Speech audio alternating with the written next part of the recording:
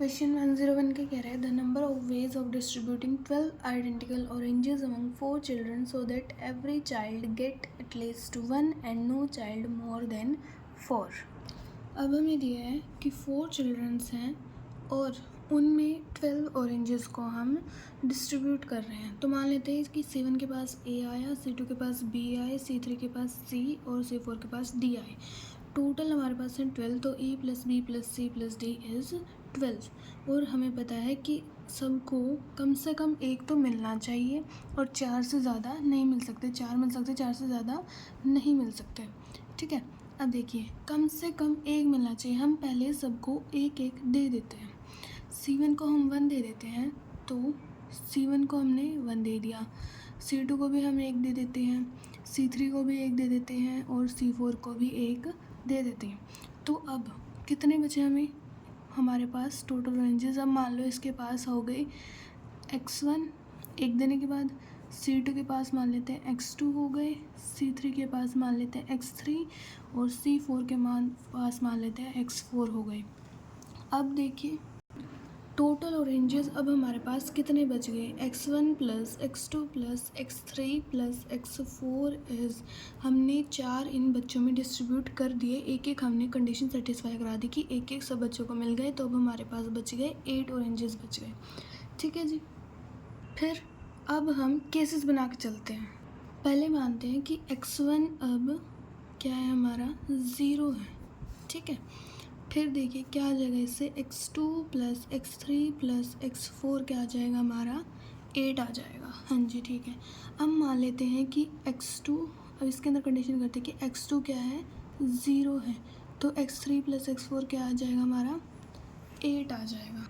अब पहले एक चीज़ और देख लीजिए, देखिए हमारे जो ये x1, x2, x3, x4 जो हैं, ये वैल्यूज़ कहाँ से कहाँ तक ले सकते? देखो इनको अब सब बच्चों को एक एक मिल गया, तो एटलीस्ट 1 वाली कंडीशन सेटिस्फाई हो गई, मतलब ये हमारे अब 0 हो सकते हैं। और देखिए इनको सबको एक एक मिल गया, क्या बोला था मैक्सिमम 4 जा सकते हैं। अब इनको 3 अगर इनको मिल जाएंगे तो ये लेस देन इक्वल टू 4 वाली जो कंडीशन है वो हमारी सेटिस्फाई हो जाएगी।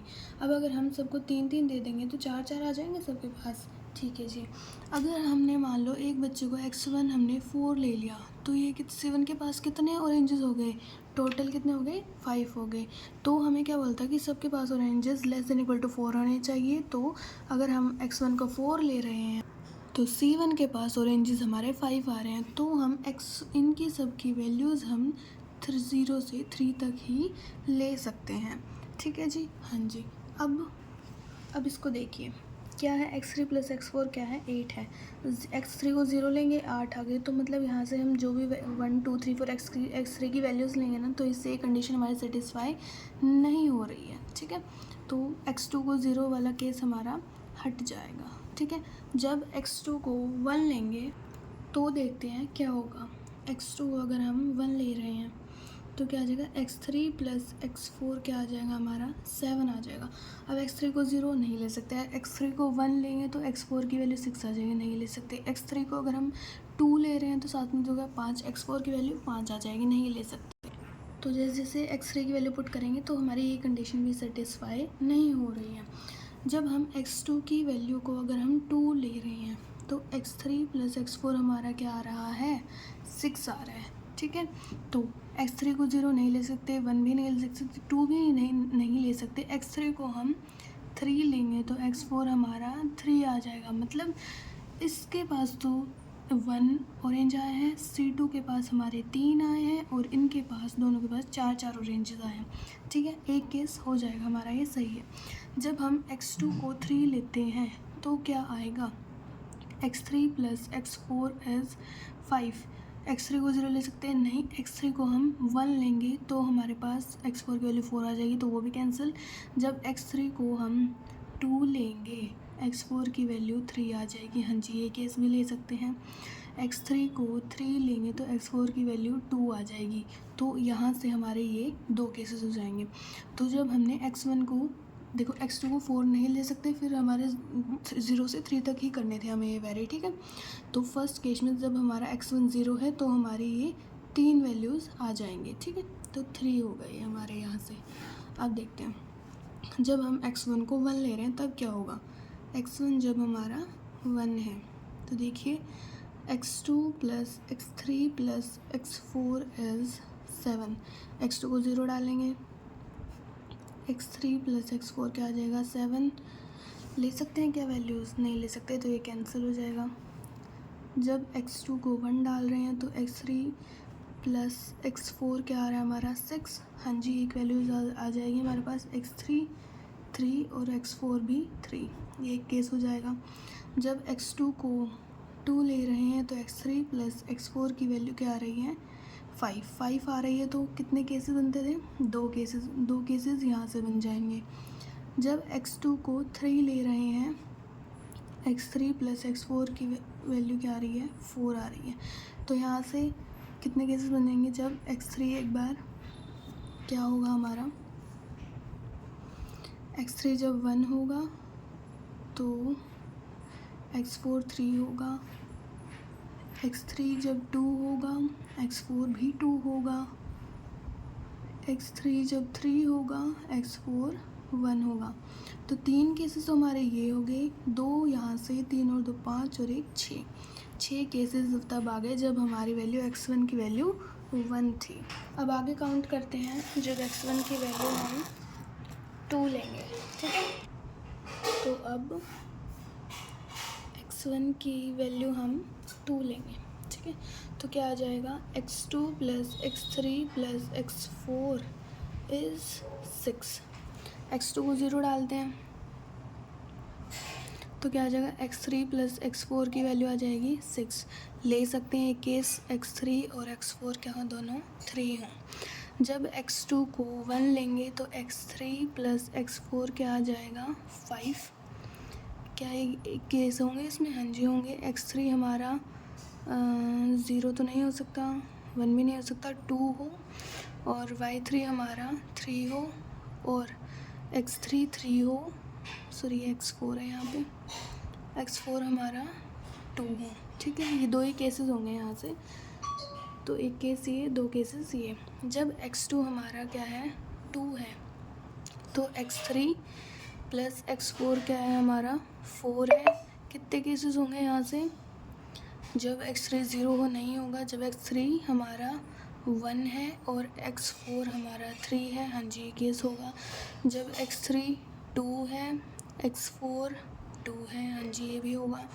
जब x3 3 है और x4 है 1, तो 3 केसेस हमारे यहाँ से हो गए, ठीक है। अब जब x2 क्या है 3 है, तब x3 प्लस x4 क्या हो जाएगा 3, तो यहाँ से x3 0, x4 3, हाँ जी ये केस होगा।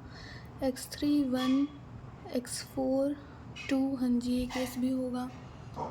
x3 2, x4 1, ये केस भी होगा, और x3 3 हो जाएगा और x4 हमारा 0 हो जाएगा। तो 4 केसेस हमारे यहाँ से आ गए, 4 ये थे, 3 ये थे, और 3 ये थे, और एक ये था। कितने केसेस हो गए 4 7 8 9 10 11 केसेस हमारे तब हो गए जब हमारा x1 क्या है 2 है। अब लास्ट केस जो हमारा बचा है जब x1 हमारा 3 है, उसको देखते हैं, ठीक है।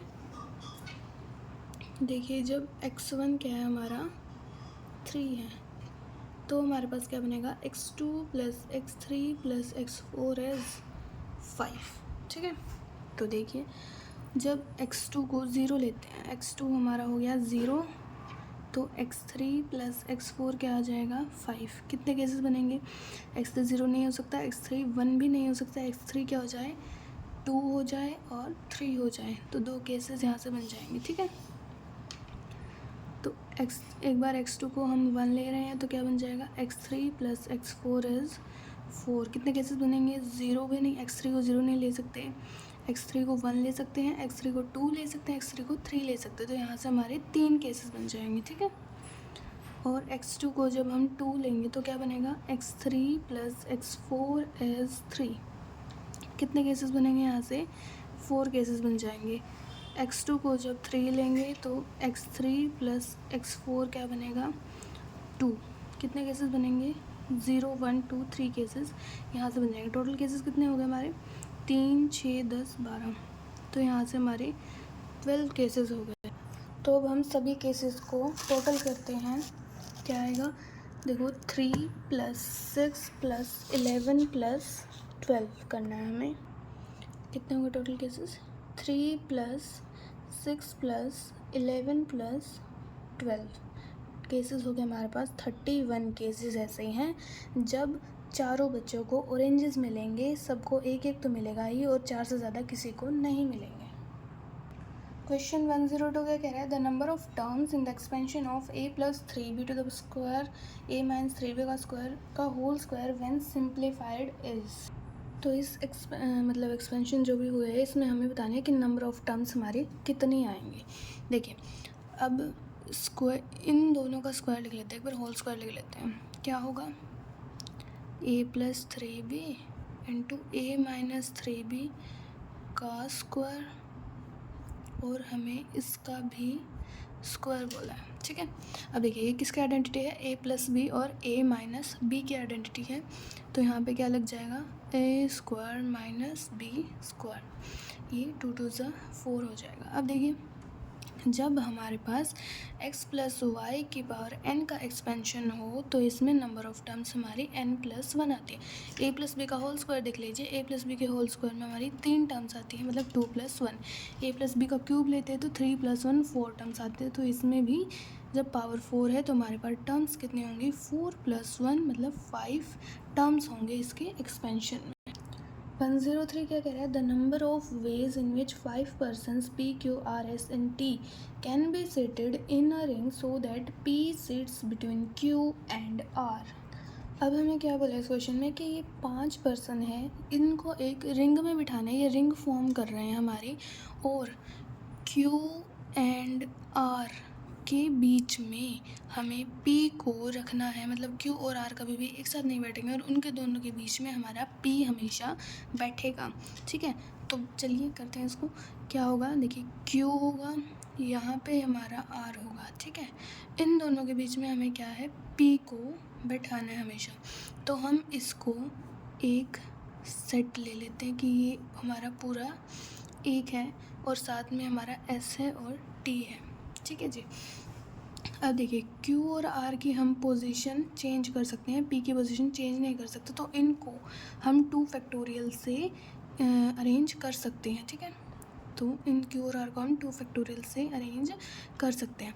अब ये 3 है, अगर हमें देखिए, अगर हमें कितने भी एलिमेंट्स को, n एलिमेंट्स को अगर हमें सर्कल पे अरेंज करना हो तो हम उसे कैसे अरेंज करते हैं, n-1 फैक्टोरियल से अरेंज करते हैं। ठीक है, अब हमारे पास ये 3 पर्सन्स मान लेते हैं, इनको 3 मान लेते हैं, तो इन्हें तीनों को हमें एक सर्कल पे, एक रिंग पे अरेंज करना है। कैसे अरेंज करेंगे, 3 - 1 फैक्टोरियल से, 3 - 1 इज़ 2 फैक्टोरियल से हमें अरेंज करेंगे, तो 2 फैक्टोरियल से अरेंज करेंगे। और ये 2 फैक्टोरियल क्या था, जब Q और R की पोजीशन हम चेंज कर रहे हैं, P हमारा वहीं पर बैठा रहेगा, तो टोटल वेज हमारे हो जाएंगे 4 वेज। क्वेश्चन 104 क्या कह रहे हैं, 4 married couples are to be seated in a merry-go-round with 8 identical seats. In how many ways can they be seated so that males and females sit alternatively and no husband sits adjacent to his wife? अब देखिए हमें बोला है कि 4 couples हैं, H1W1 मान लेते हैं, H2W2, H3W3 और H4W4। हमारे पास 8 आइडेंटिकल सीट्स हैं, इनको बिठाने के लिए एक मैरी गो राउंड, मतलब एक सर्कल पे बिठाना है हमें इन्हें। ठीक है, फर्स्ट कंडीशन हमें दी है कि male and female seats alternate बैठ रहे हैं, और कोई भी हस्बैंड उसकी वाइफ के साथ नहीं बैठेगा, उसके एडजेसेंट में नहीं बैठेगा। तो देखिए हमें क्या बोलना है, कंडीशन को सेटिस्फाई कराते हैं। ठीक है, सीट्स कितने हमारे पास, 8 है, 1 2 3 4 5 6 7 एंड 8। ठीक है, ये हमारे पास सीट्स। अब मान लेते हैं कि हमने H1 को यहाँ पर बिठा दिया, H1 को यहाँ बिठा दिया, तो W1 यहाँ पर नहीं बैठ सकती। ठीक है, W1 नहीं बैठ सकती। ठीक है, तो यहाँ W1 भी नहीं बैठ सकते और यहाँ पे कोई और हस्बैंड भी नहीं बैठ सकते, क्योंकि बोल रहा है कि मेल एंड फीमेल ऑल्टरनेट बैठेंगे। मतलब यहाँ पे मेल है तो यहाँ पे फीमेल बैठेगी, यहाँ पे भी फीमेल बैठेगी। अब मान लेते हैं हमने H3 को यहाँ पे बिठा दिया, तो यहाँ पे भी फीमेल बैठेंगी, यहाँ पर मेल बैठेगा। H1 H2 को हमने यहाँ पे बिठा लिया और H4 को हमने यहाँ पर बिठा दिया। हमने हस्बैंड्स को तो अरेंज कर दिया, ठीक है जी। अब इनको इन पोजीशंस पे हम 4 फैक्टोरियल से अरेंज कर सकते हैं, ठीक है, 4 फैक्टोरियल से, ठीक है। एक मिनट, हम सर्कल पे अरेंज कर रहे हैं तो 4 फैक्टोरियल से नहीं, n-1 मतलब 4 - 1 फैक्टोरियल, 3 फैक्टोरियल से हम इन्हें अरेंज कर सकते हैं। 4 हस्बैंड्स को हम 3 फैक्टोरियल से अरेंज कर सकते हैं, मतलब 6 वेज है हमारे पास इन्हें चारों को इनकी पोजीशन चेंज करने के लिए, ठीक है। अब देखिए, अब यहाँ पर हमारा W1 नहीं बैठ सकता, यहाँ पर W1 नहीं बैठ सकता, यहाँ पर W3 नहीं बैठ सकता, यहाँ पर W4 नहीं बैठ सकता। देखिए यहाँ पे W1 और W4 नहीं बैठ सकते, यहाँ पे कौन बैठ सकता है, W2 और W3 बैठ सकते हैं, ठीक है। यहाँ पे देख लें, W1 और W3 नहीं बैठ सकते, यहाँ पर कौन बैठेगा, W2 और W4 बैठ सकते हैं। अब यहाँ पे W2 और W3 नहीं बैठेंगे, यहाँ पे बैठेंगे W1 और W4 बैठ सकते हैं। और यहाँ पर W2 और W4 नहीं बैठेंगे, यहाँ पर बैठेंगे W1 और W3, ठीक है। अब देखते हैं, अब मान लेते हैं हमने यहाँ पर W2 को बिठा दिया, तो देखिए हम एक बार एक नया सर्कल बना लेते हैं, ठीक है। हमने यहाँ पर H1 को बिठाया था, यहाँ पर H3 को बिठाया था, यहाँ पर H2 को बिठाया था और यहाँ पर H4 को बिठाया था। अब मान लेते हैं हमने यहाँ पर W2 को बिठाया, ठीक है जी, W2 को बिठा दिया। अब यहाँ पर हमने W2 को बिठा दिया, W2 तो एक ही वाइफ है ना, तो एक टाइम पे दोनों जगह कैसे हो सकती है, ठीक है। तो W4 को हम यहाँ पर बिठाएंगे, ठीक है। अगर हमने इसको अरेंज किया तो ये ऑटोमेटिकली अरेंज होगा, अपने आप से ही अरेंज होगा ये। तो W4 को यहाँ पर बिठा दिया तो W1 आ जाएगा, यहाँ पर W4 नहीं बैठ सकता तो यहाँ पर W1 आ जाएगा, ठीक है। W1 अगर यहाँ पे आ गया तो W3 यहाँ पर आ जाएगा, ठीक है। एक केस तो ये हो गया। दूसरा केस हमारा क्या बन जाएगा, जब H1 H4 H3 और H2 यहाँ पर बैठे हैं। अब मान लेते हैं W3 को बिठा दिया हमने यहाँ पर, तो बिठा देते हैं इसको W3 को यहाँ पे। अब W3 को यहाँ पर बिठा दिया तो W1 यहाँ पर आ जाएगा। W1 को अगर यहाँ पर बिठा देते तो यहाँ पर आएगा W4, ठीक है। W4 को यहाँ पर बिठा दे तो यहाँ पर आ जाएगा W2। तो ये कितने केस हो गए हमारे पास, 2, ठीक है। ये हमारे पास 2 केसेस हो गए। तो 3 फैक्टोरियल इंटू 2 करेंगे, हमारे पास वेज आ जाएंगे 12 वेज से हम फर्स्ट और सेकंड कंडीशन को सेटिस्फाई कर सकते हैं।